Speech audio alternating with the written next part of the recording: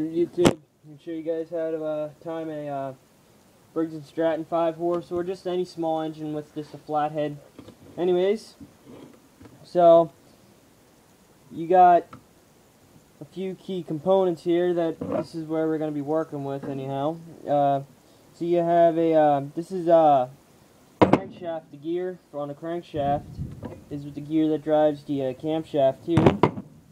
And what you want to do is, this gear, these are actually the timing gears, and these gears are precisionally made so that way they actually open and close the valves at the right time when the engine runs. So we're gonna clean off the this camshaft. This engine has like absolutely no wear, and this engine was made in the 60s. So, but it was a rototiller, you know. If you take an old lawnmower at this age apart, it's worn to shit. So, yeah, pardon my language, but it's worn to shit. So, anyways, so we're gonna clean this. We cleaned off all the crap off there. Make sure there's none on the journals in here. If you want, you can add a little oil onto that if you're rebuilding the engine, but there's already oil down inside there, so we're not gonna add any. So what we're going to do is we're going to rotate our engine until we see this little line up. There you go. So I got the head on and the spark plug in, so it's got compression. Alright, so what you want to do is you want to just take the camshaft here and you just set it in. Oh, one other thing, and I almost forgot this. So you have two lifters here. Sometimes they're different, so if they're different, make sure you don't mix them up. These ones are both the same here. But it's usually not. I think Briggs always has the same lifters no matter what, I think. So you just push them up in there. Valves feel good and stiff. They're not very easy to push, like I noticed on some other Briggs & Strattons I torn apart. It means their valve springs are real good and stuff yet. Valve springs and stuff, they can usually, sorry if I'm getting in the way here. Valve springs, usually they can go, just go like bad by getting loose over time. And what we're going to do is we're just going to put the other one. You know what? I'm going to turn the engine this. I'm trying to turn it, keep it turned this way to show you, but it's easier to do it this way. So now that these are in here, I'm just going to hold them up in there for now with my finger. Next I'm going to take this the camshaft here, and I got the line on the crankshaft lined up, so you can just turn the flywheel or grab the crankshaft itself. And what you do is, now that I got that line lined up on there, I just sit that down in there, and then there's a little dot. It's like a hole/dot thing right here. I'm pointing at it. Not this one, it's this one here. And you just line that up with the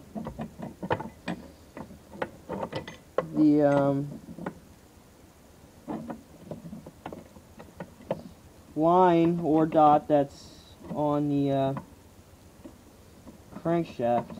Make sure you're not 1/2 off, because it will either not start or run rough or do a bunch of other weird stuff. So,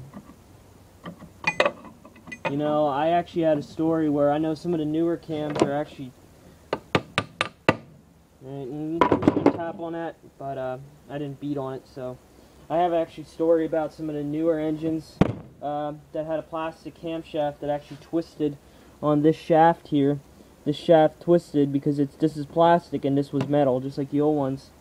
And what I actually done to the engine is I actually, this was actually in school. I was working on it with a buddy of mine or something like that, and actually I think a few people were helping working on this thing, and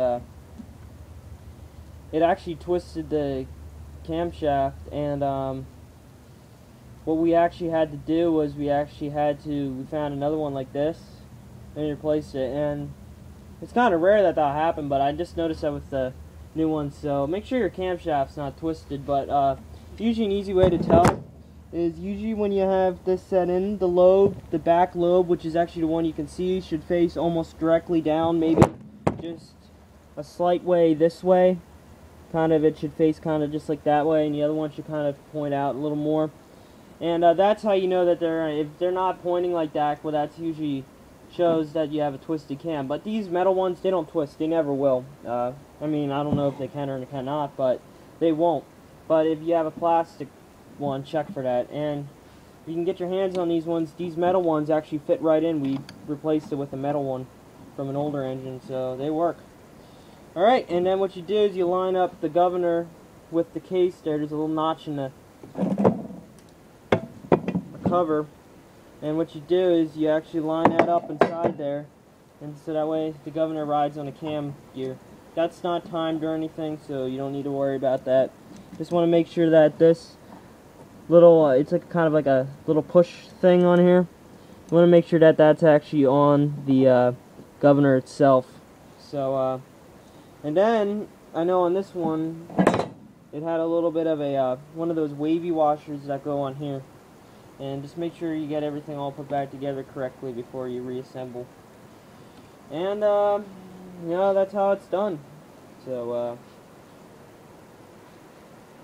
yep. Rate, comment, and subscribe, and just leave a comment if you have any questions, you know. It's very simple, just line up the dots, you know. And, with these Briggs & Strattons, now I'm saying timing. There's usually no ignition timing, because they're usually just bolted up in here, but some of the really old ones actually have like almost like a stator type thing underneath with a coil, ignition coil in there. Some of them, I don't know about Briggs & Stratton, can't really know out of the top of my head, but those may have ignition timing that may need to be worked out. But as far as ignition, the timing on the ignition, that's usually fair set. The only one you usually have to time is usually the camshaft, and so for the valve timing, you know. And then as long as that's good, your engine will run good. So, alright, that's it.